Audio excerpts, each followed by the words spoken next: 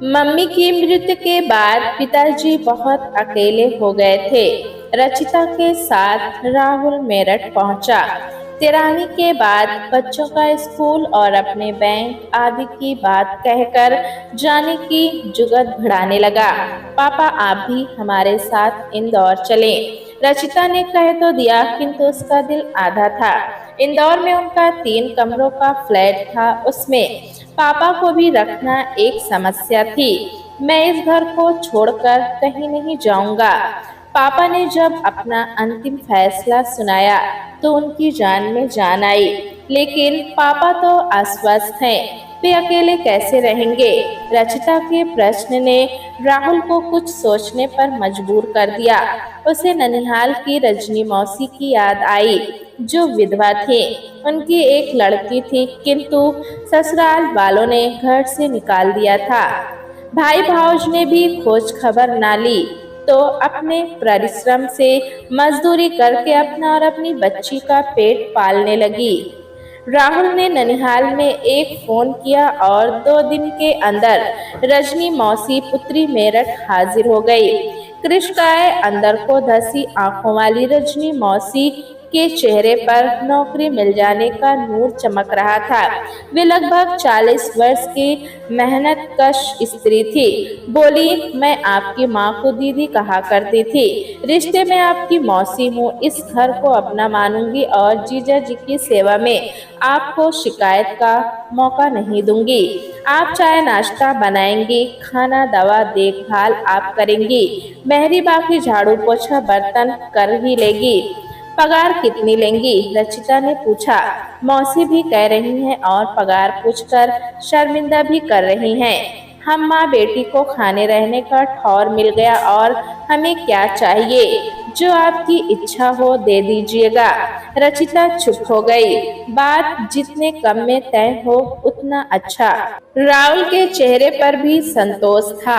उसका कर्तव्य था पापा की सेवा करना, किंतु वो असमर्थ था।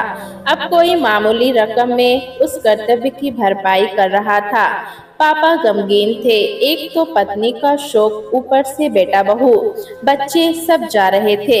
रचिता ने धीरे से राहुल के कान में कहा, मम्मी की अलमारी में साड़ियाँ, जेवर व दूसरे कीमती सामान रखे हैं। पापा अब अकेले हैं घर में, बाहर के लोग भी रहेंगे, सो हमें उसकी चाबी ले लेनी चाहिए। पापा अलमारी की चाबी कभी नहीं देंगे। अचानक तुम्हें जेवर कपड़ों की चिंता क्यों होने लगी? धैर्य रखो, सब तुम्हें ही मिलेगा। राहुल मुस्कुराकर बोला। बीच बीच में आने की बात कहकर राहुल रचिता इंदौर रवाना हो गए। इंदौर में भी वे पापा घर, अलमारी, बैंक के रुपयों, प्रॉपर्टी की बातें करते रहते। उन्हें चिंता होती। चिंताग्रस्त होकर वे फिर मेरठ रवाना हो गए। लगभग 1.5 महीने में ये उनकी दूसरी यात्रा थी। घर के बाहर लॉन साफ सुथरा था, सारे पौधों में पानी डाला गया था, कई नए पौधे भी लगाए गए थे। दरवाजा खुलने पर रजनी मौसी ने मुस्कुराते हुए स्वागत किया। आइए आइए, आपका फोन मिला था। कुछ ही देर में मिठाई पानी लिए फिर हाजिर हुई। पूरा घर साफ सुथरा सुव्यवस्थित था। उसकी लड़की ने चाय बनाने से पहले सूचित किया, बड़े साहब सो रहे हैं। रचिता ने माँ बेटी का निरीक्षण किया। दोनों ने बढ़िया कपड़े पहने थे, बाल भी सुंदर तरीके से सेट थे। रजनी ने चूड़ियाँ टॉप्स के साथ बिंदी वगैरह भी लगाई हुई थी। तुम्हारी मौसी का तो कायाकल्प हो गया, रचिता फुसफुसाई। भूखे नंगे को सब कुछ मिलने लगेगा तो कायाकल्प तो होगा ही, राहुल ने मुंह बनाकर कहा। दोनों असंतुष्टों की तरह चाय पीते पापा के जगने का इंतजार करते रहे। पापा को देखकर उन्हें और आश्चर्य हुआ। वे पहले से अधिक स्वस्थ और ताजा दम लग रहे थे। पहले के झुके झुके से पापा अब सीधे तन कर चल रहे थे। मम्मी के जाने के बाद हंसना भूल गए पापा ने मुस्कुराते हुए पूछा, बड़ी जल्दी मिलने चले आए? अब आप अकेले हो गए हैं तो हमने सोचा अकेले कहाँ, रजनी है, उसकी लड़की सरला है, उसको यहीं इंटर कॉलेज में डाल दिया है। शाम को 1 घंटा पढ़ा दिया करता हूँ, तेज है। पापा सरला का गुणगान करते रहे, फिर उसे पढ़ाने बैठ गए। रजनी मौसी सबके चाय नाश्ते के बाद रात के खाने में जुट गई। सब कुछ ठीक चल रहा था, किंतु राहुल रचिता असंतुष्ट मुख मुद्रा में बैठे थे। वे पापा के किसी काम नहीं आ पा रहे थे और अब उनको इनकी कोई जरूरत ही नहीं रही। रात को पापा सीरियल्स देखते हुए रजनी से उसके बारे में पूछताछ करते खूब हंसते रहे। सरला से पढ़ाई संबंधी बातें भी करते रहे। जीवन से निराश पापा को जीने की वजह मिल गई थी। रात में खाना खाते समय सब चुपचाप थे। खाना स्वादिष्ट और मिर्च मसाले रहित था। रजनी मौसी एक एक गरम रोटी इसरार से खिलाती रहीं। अंत में खीर परोसी गई। पापा संतुष्ट एवं खुश थे। राहुल रचिता संदेहास्पद दृष्टि से रजनी को घूर रहे थे। रात में टीवी कार्यक्रम की चर्चा रजनी और सरला से करते पापा कई बार बेटे बहू की उपस्थिति ही भूल गए। नाती पोतों का हालचाल भी नहीं पूछा। रात में सोते समय राहुल बोला, अगर हम उसी समय अपने साथ पापा को ले चलते तो आज वे इस तरह माँ बेटी में इन्वॉल्व न होते। अरे यहाँ क्या बुरा है, स्वस्थ हट्टे कट्टे हैं, खुश हैं, वहाँ 3 कमरों के डब्बे में कहाँ एडजस्ट करते इन्हें। रचिता बोली, तुम मूर्ख हो, तुमसे बहस करना बेकार है। अब मामला हमारे हाथ से निकल रहा है, मुझे ही बात आगे बढ़ानी होगी। बात क्या बढ़ाओगे? अरे तुम ही ना कहती थी इस बंगले को बेचकर इंदौर में अपने फ्लैट के ऊपर एक शानदार फ्लैट बनाओगी और बाकी रुपया बच्चों के नाम फिक्स कर दोगी। हाँ हाँ, लेकिन अब ये कहाँ संभव है। अब पापा दिन प्रतिदिन स्वस्थ होते जा रहे हैं। उनकी मृत्यु की प्रतीक्षा में तो हमारी उम्र बीत जाएगी। इन्हें इंदौर ले चलते हैं, जैसा तुम उचित समझो, मैं एडजस्ट कर लूंगी। रचिता बोली।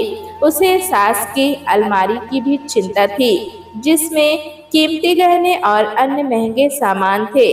उसे उन्हें देखने भालने की प्रचुर इच्छा थी, किंतु सासू माँ के रहते इच्छा पूरी नहीं हुई और अब भी स्थितियां प्रतिकूल हो रही थी।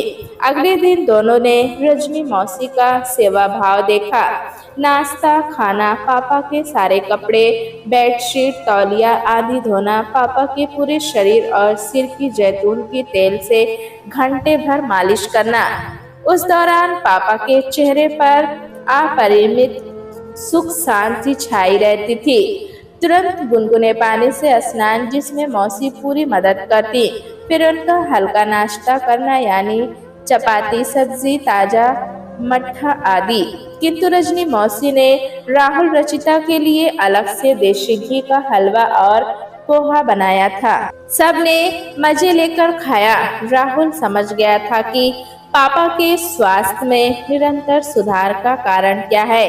वो उनकी इतनी सेवा कभी कर ही नहीं सकता था।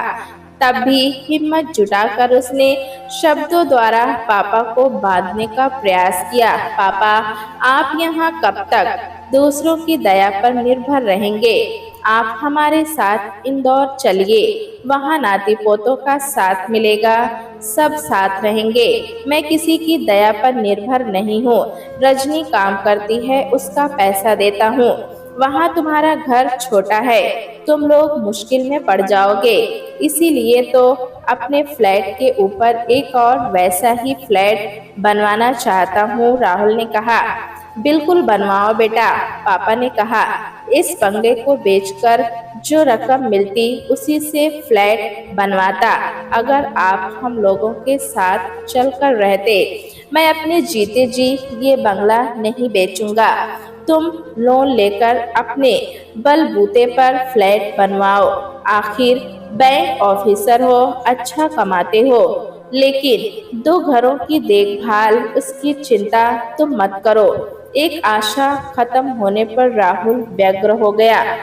कम से कम अलमारी की चाबी ही दे दीजिए। रचिता अपने साथ मम्मी के गहने और जेवर ले जाना चाहती है। तुम्हारी पत्नी के पास कपड़ों गहनों का अभाव तो नहीं है। कम से कम मेरे मरने की प्रतीक्षा तो करो। राहुल रचिता मायूस होकर इंदौर लौट आए। रास्ते में रचिता बोली, पापा कहीं रजनी मौसी से प्रेम का चक्कर तो नहीं चला रहे। राहुल को रचिता की बातें अस्त्रहीन लगी, किंतु वो चुप रहा। अगली बार भी बच्चों सहित जल्द ही मेरठ पहुंचे। वहां रजनी को माँ की साड़ी और गले में सोने की जंजीर पहने देख उन्हें शक हुआ। अच्छे खान पान से शरीर भर गया था। वे सुंदर लग रही थी। उनकी लड़की अच्छी शिक्षा दीक्षा के कारण संप्रभा और सुरुचिपूर्ण लग रही थी। आप में बड़ा परिवर्तन आया है रजनी मौसी, राहुल बोला। उस वक्त पापा वहां ना थे। कैसा परिवर्तन? वैसी ही तो हूँ, रजनी ने विनम्रता से कहा। आप काम वाली कम घर वाली ज्यादा लग रही हैं। ऐसा कहकर पाप का भागी न बनाए। हम तो मालिक की सेवा में प्राणपण एक किए रहते हैं, सो कभी कभी इनाम मिल जाता है। रजनी मौसी ने उनके घृणास्पद आक्षेप को भी अपनी विनम्रता से ढकने का प्रयास किया। राहुल रचिता के ईर्ष्या संदेह से दग्ध हृदय को तनिक राहत मिली, किंतु पापा राहुल की स्वार्थपूर्ण योजनाओं, प्रॉपर्टी, धन संपत्ति की बातों से चिढ़ गए। बोले, बेटा, बाप की मृत्यु के बाद ही तो बेटे की ताजपोशी होती है। तू तो मेरे जीते जी ही व्यग्र हुआ जा रहा है। राहुल कैसे कहता जीर्ण शीर्ण कुम्हलाए पापा को रजनी मौसी अपने परिश्रम से दिन ब दिन स्वस्थ खुश करती जा रही है। सो दूर दूर तक उनकी मृत्यु के आसार नजर नहीं आ रहे थे और उसके गाड़ी वाड़ी, बैंक बैलेंस आदि के सपने धराशाही हो गए थे। पापा के जीवित रहते ही उन्हें हथियाना चाह रहा था, तो पापा के अड़ियल रवैये से वो सब संभव नहीं लग रहा था। रात के खाने के बाद साधारण बातचीत ने झगड़े का रूप ले लिया। राहुल अपनी असलियत पर उतर आया, बोला, पापा, कहीं आप दूसरी शादी के चक्कर में तो नहीं हैं? अगर ऐसा है तो इससे शर्मनाक कुछ हो ही नहीं सकता। पापा की बोलती बंद हो गई। वे हक्के बक्के इकलौते पुत्र का मुंह देखते रह गए, लेकिन फिर जल्द ही संभल गए। बोले, आज तुझे अपना पुत्र कहते लज्जा का अनुभव होता है। एक निस्वार्थ स्त्री जिसने तेरे मरते हुए बाप को आराम और सुख के 2 पल दिए, उसे तूने गाली दी, साथ ही अपने जन्मदाता को शर्मसार किया। मैं तुझे एक पल यहाँ बर्दाश्त नहीं कर सकता। सुबह होते ही अपने परिवार सहित यहाँ से रवाना कर जाओ। ऐसे पुत्र से तो निसंतान होना बेहतर है। पापा के रुख को देखकर राहुल की सिट्टी पिट्टी गुम हो गई। अगले ही दिन वे इंदौर लौट गए। फिर 1 वर्ष तक उसने मेरठ का रुख नहीं किया। रजनी मौसी खुद फोन करके पापा की खबर देती रहती थी। एक दिन पता चला पापा बाथरूम में गिर गए हैं और उनके कुल्हे की हड्डी टूट गई है। राहुल एक दिन के लिए आया अवश्य, किंतु कुल्हे की हड्डी के ऑपरेशन के कारण उन्हें हाई डोज एनेस्थीसिया दी गई थी, सो पापा से भेंट नहीं हुई। ऑपरेशन के बाद राहुल अगले ही दिन लौट आया। उसका एक वकील मित्र था, मनमोहन। उसने और रजनी मौसी ने बढ़ चढ़कर पापा की सेवा की, इसलिए राहुल निश्चिंत भी था। चूंकि मनमोहन पापा की प्रॉपर्टी और धन की देखभाल करता था, इसलिए राहुल उससे संपर्क बनाए रखता था। पापा फिर बिस्तर से उठ नहीं पाए। वे बिस्तर के होकर रह गए थे। रजनी, मनमोहन ने राहुल रचिता को आने के लिए कहा, किंतु उन्होंने बच्चों की परीक्षा और अन्य व्यवस्थाओं का बहाना बनाया। अंत में उन्हें पापा के मृत्यु का समाचार मिला और राहुल पत्नी व बच्चों सहित तुरंत मेरठ पहुंच गया। वहां पिता के निष्पन्न शरीर को देखकर उसकी आंखों में आंसू नहीं आए। लोग रजनी मौसी की बहुत प्रशंसा कर रहे थे कि उसने जितनी पापा की सेवा की वो घर का सदस्य नहीं कर सकता था। किंतु राहुल कुछ सुन नहीं रहा था।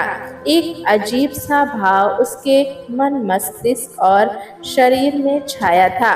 गुरुतर भाव, सब कुछ मेरा, मैं इस घर, खेत खलिहान, बैंक बैलेंस, सबका मालिक, मेरे ऊपर कोई नहीं, जो इच्छा हो करो।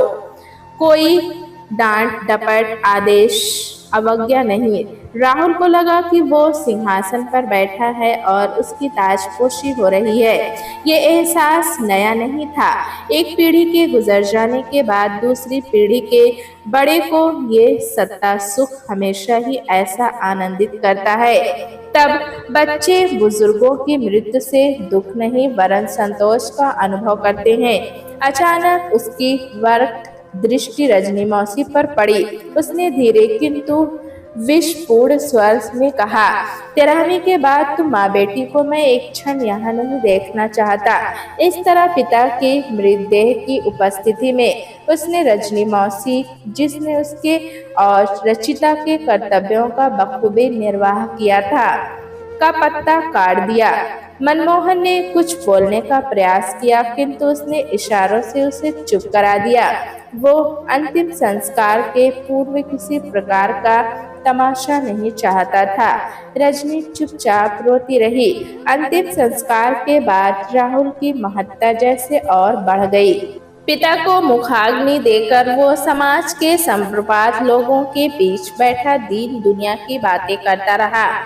उनके जाते ही उसके भीतर शांत बैठा परिवार का मुखिया फिर जाग गया। वो मनमोहन से पिता की संपत्ति का ब्यौरा लेने लगा और रजनी मौसी को अगले ही जाने का आदेश सुना दिया।